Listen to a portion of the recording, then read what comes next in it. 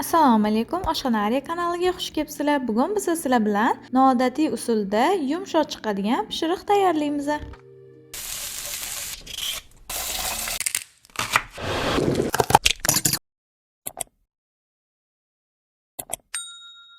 Kerakli mahsulotlarni ekranda ko'rishingiz mumkin.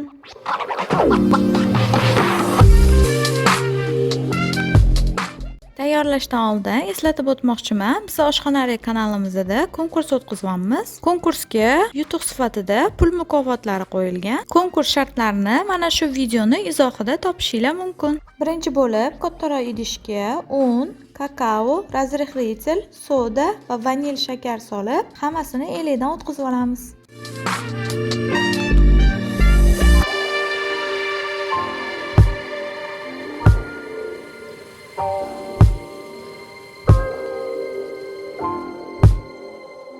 Endi venchikda yaxshilab aralashtirib olamiz.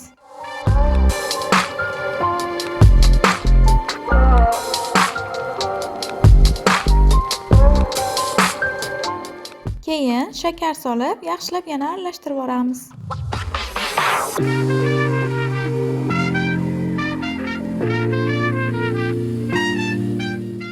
Endi sut, o'simlik yog'i va limon so'ki qo'yib, yaxshilab aralashtirib olamiz.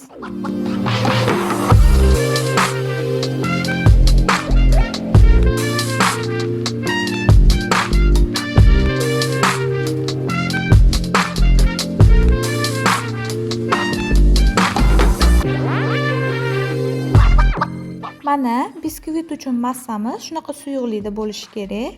Endi formamizni yaxshilab yog'lab, massamizni ichiga quyib olamiz.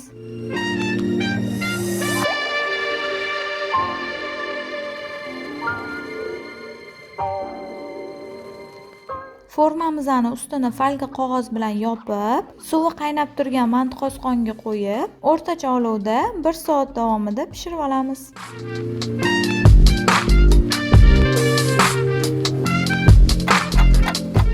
Mana yumshoq biskvitimiz tayyor bo'ldi. Endi krem tayyorlab olamiz.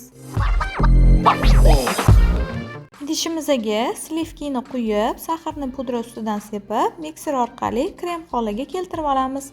Men slivkini 36% ligini ishlatdim.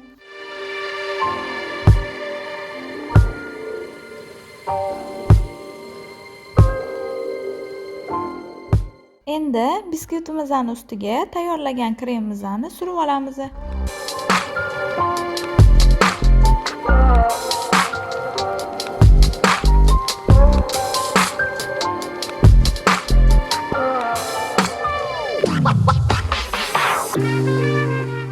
Ustini tabga ko'ra bezatsanglar bo'ladi. Men shokoladni qirg'ichdan o'tkazib sepdim. Mana yumshoq va mazali pishirig'imiz tayyor bo'ldi. Endi dasturxonga tortsagan bo'ladi.